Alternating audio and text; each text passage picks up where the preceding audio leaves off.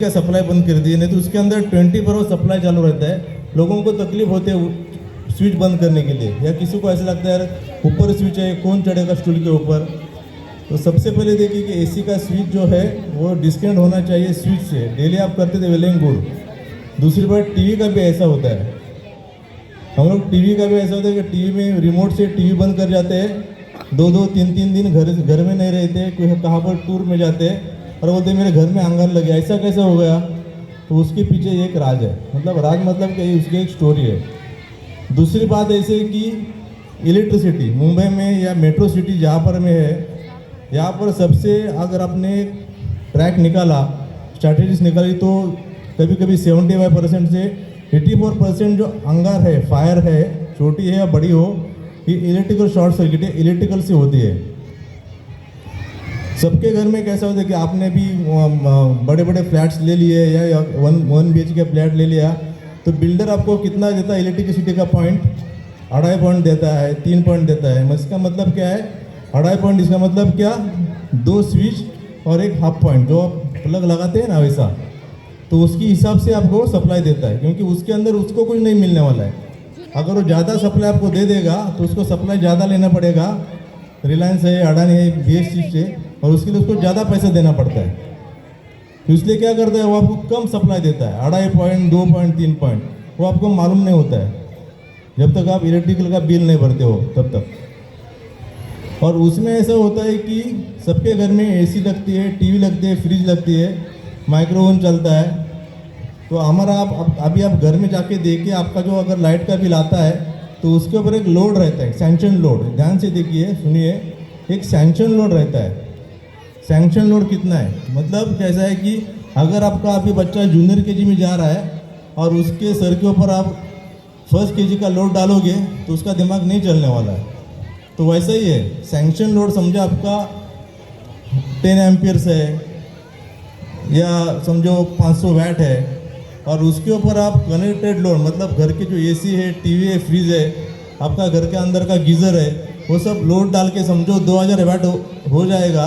तो 500 वैट का लोड आपके पास मंजूर है, लेकिन उसके ऊपर आप दबाव कितना डाल रहे हो, 2000 वैट का 4 गुना ज़्यादा लोड डाल रहे हो। तो उसके अंदर क्या होएगा, वो वायरिंग गरम होके उसको हम लोग होते हैं ओवर हीटिंग होके सप्लाई वहाँ से शॉर्ट सर्किट होकर अंगार लगने वाली है।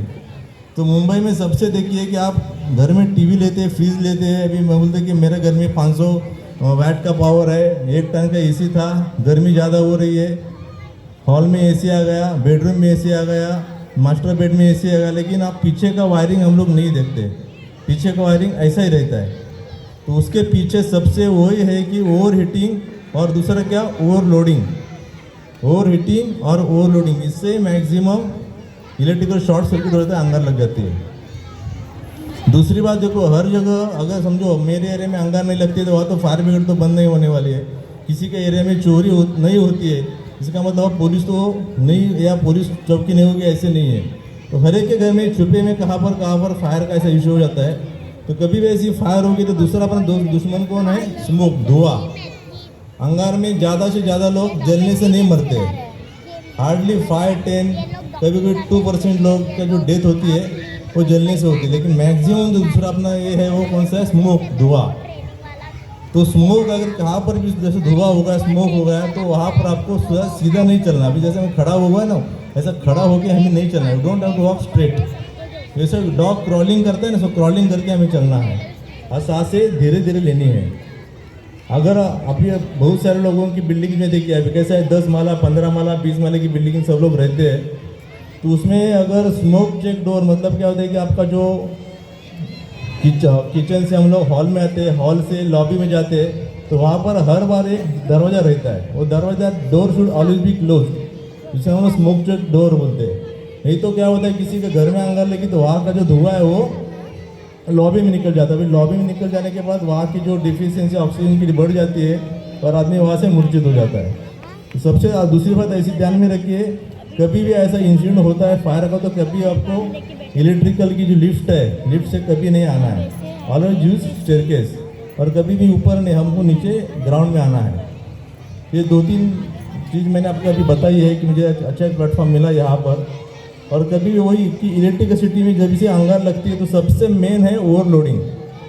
तो अभी आप घर में जाने के बाद देखिए कि आपके लाइट का जो बिल है वहाँ पर कनेक्टेड लोड कितना है, मतलब BST है, अडानी है, रिलायंस ने आपको लोड कितना दिया है यूज़ करने का।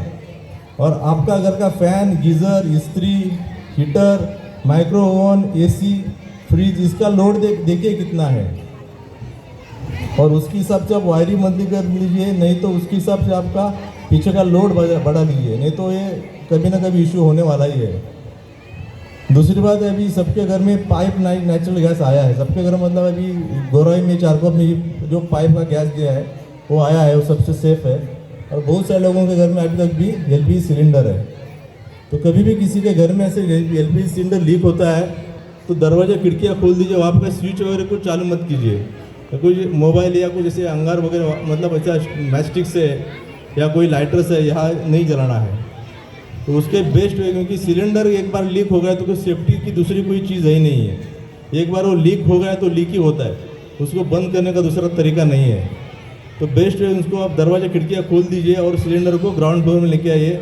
अगर आपको ऐसा नहीं होता है तो पुलिस को बताइए, फायर ब्रिगेड को बताइए, हम लोग आएंगे।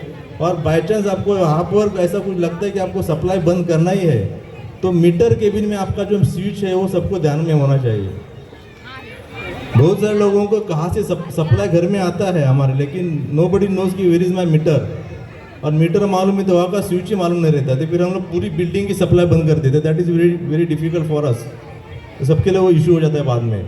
तो दो बातें ध्यान में रखिए, आपका मीटर बिल देखिए, इलेक्ट्रिकल बिल वहाँ पर क्या लिखा है। दूसरी बात, आपका घर के नीचे जो मीटर केबिन है वहाँ पर आपका मीटर कहाँ पर है और उसके ऊपर आपका फ्लैट नंबर लिखा है कि नहीं, ये देखिए, ये बात ध्यान में रखिए। दूसरी बात, सबके घर में मैंने आपको बताया कि जो पीला कलर का PNG का पाइपलाइन आया है तो उसके लिए बहुत सेफ्टी है। मतलब आपके जो मीटर के पीछे एक वॉल है, खिड़की के बाहर एक वॉल रहता है और सेगड़ी है वहाँ पर एक वॉल रहता है, 3 वॉल है। कुछ लीकेज कभी हो गया, कुछ इशू हो गया तो आप वहाँ पर से बंद कर सकते हो।